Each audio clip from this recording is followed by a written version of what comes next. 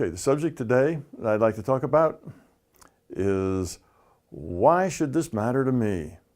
Okay, we've talked about virtual reality in the last video. So why is it important? It's like, what's it to the average guy in the street? We know that it is a way of modeling reality and that it's competing with a materialistic viewpoint, which is about space, time, energy, mass. And in a virtual reality, you also have time, and space is computed, energy is computed, and mass is computed. Everything's computed. So the only thing they have in common is they both have time. Other than that, they're totally different ways of looking at reality. And one of the interesting things from the scientific viewpoint is that virtual reality solves a lot of the paradoxes, of the big mysteries in science.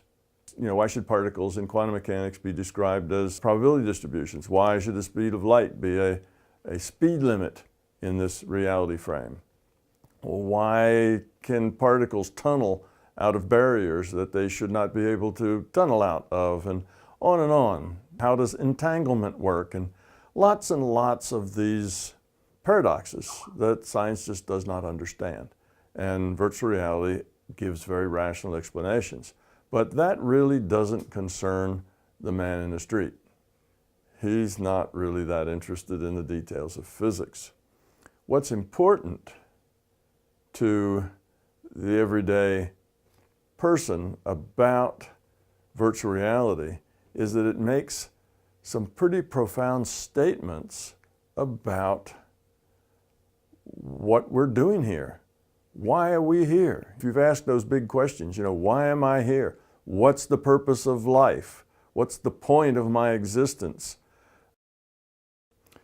How do I know, what's right from wrong? How do you know what's ethical and what's not ethical? These are big questions. And people will tell you, well, that ethics thing and that right and wrong, that's all just relative. Some things that are right some places are wrong other places, and it just depends on what people agree to, how they see the world. Well, that's not quite true. There are some absolutes in morality, and there are some absolutes in ethics.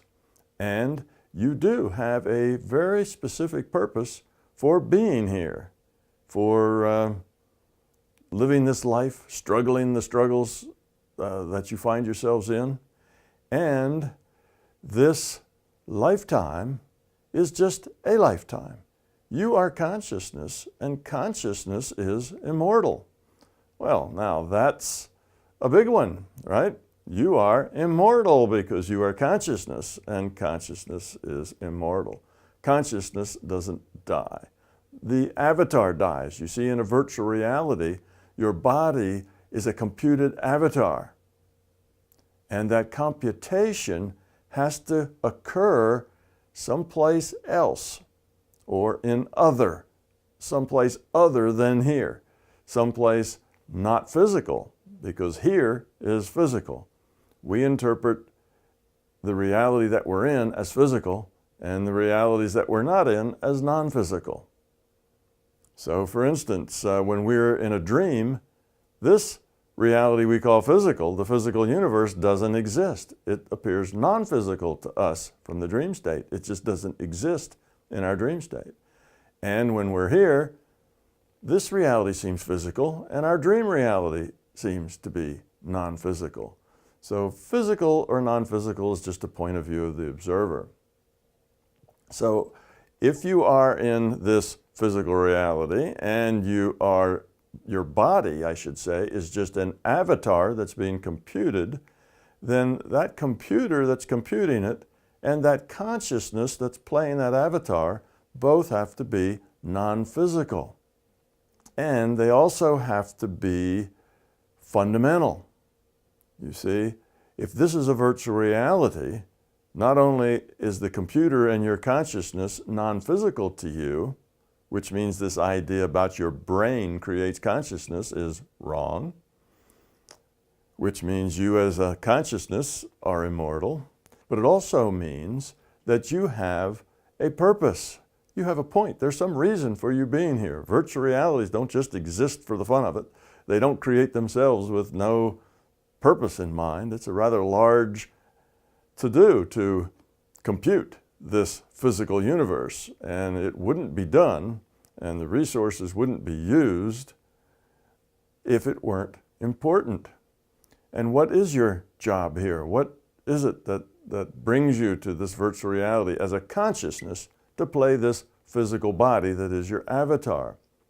Well, you are supposed to grow up here. You are supposed to improve the quality of your consciousness. You are supposed to evolve your consciousness.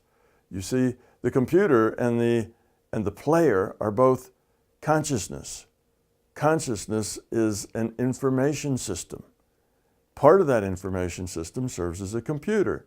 Part of that information system serves as your player. Your player is playing because he needs to have experience and make choices. And by the quality of those choices, he either evolves or de-evolves the quality of his consciousness. And because this is a hard thing to do, because it means that the conscious being, when it makes good choices and learns how to make better choices, it actually becomes a different being at that point. It changes itself, who it is, what it is. It's not a matter of acting. It's not that it needs to act better or act higher quality. It has to be better. And changes in being actually change the being. So you become somebody else. But it's a difficult thing to do, to change who you are. It's something that takes a lot of experience and a lot of choices. And we have to learn how to let go of our fear, how to let go of our beliefs, how to let go of our ego in order to grow up. Now, in science terms, I call this lowering entropy. Entropy is a measure of disorder. So the more disorder you have, then in your consciousness, the more disorder you have in your consciousness, then the higher the entropy in your consciousness or of your consciousness. Okay, the less disorder you have, which means the more information you have, then the lower the entropy is in your consciousness. And we can make a logical connection, which I really don't have time to do this, but maybe we'll do this on the next video. There is a logical connection between lowering the entropy of your consciousness and becoming love, caring about other, letting go of ego, not being self-centered, cooperative with other people, caring, compassion. All of these things are low entropy behaviors, low entropy ways of being. And that's what you're here for, to learn to become love. Not just act loving. Again, we're not talking about acting. We're talking about being. That's why you're here. You are immortal in the sense that when this avatar dies, it's the same as when your avatar in your video game dies. When your elf dies in World of Warcraft, what happens? Well, you either go get a new elf or you resurrect the old one and you get back in the game. And that's the way it's played in real life. When your avatar dies, you get a new one. You have to keep working. Well, why do we need this virtual reality to do that? Because this virtual reality gives us choice. There's moral choice. There's consequences here. Because of the way the rule set that defines this virtual reality works, we have lots of choices. It's very interactive. The choices we make affect other people. The choices other people make affect us. Constantly, you have new things to deal with. You have new crises. You have new challenges. You have new things to make choices about. And all of these choices will lead to your evolution or de-evolution, depending on whether you make them in a spirit of caring and giving and selflessness, or whether you make them in a spirit of, greed, self-centeredness, fear, no trust, that side. So that's why you're here. You have multiple opportunities. You are immortal. You have a job to do. You have a mission while you're here. And in performing that mission, instead of looking at life as how can I control the things in my life to make my life turn out to be the way I want it, so that my spouse is the way I want my spouse to be, so that my children grow up the way I want them to grow up, so that my boss, does the things for me that I want him to do for me. I want to manipulate everything. I want to control everything I can to make sure things happen the way I want. Well, that's a very dysfunctional way of looking at life, but that's what most of us do. Instead, what you should do is accept the things that come, mostly the things that you cannot control. Understand that most of your reality you cannot control. Accept that. Live with that uncertainty. And what's important isn't the outcome. What's important is how you deal with that thing that's happening to you. How do you deal with that challenge? How do you deal with that pain? How do you deal with that joy? How do you deal with the things that happen to you? Exactly what happens to you, yes, it's still important, but not nearly as important as how you deal with it. You see, that's where the learning comes from. So if we put our focus on accepting those things that we cannot control and dealing with them in a positive, caring, cooperative way, then we will optimize our lessons here. This virtual reality that we live in is a big schoolhouse. It's a place where we come to make these kinds of choices with consequences. That's why we're here. That's why virtual reality means something to everybody.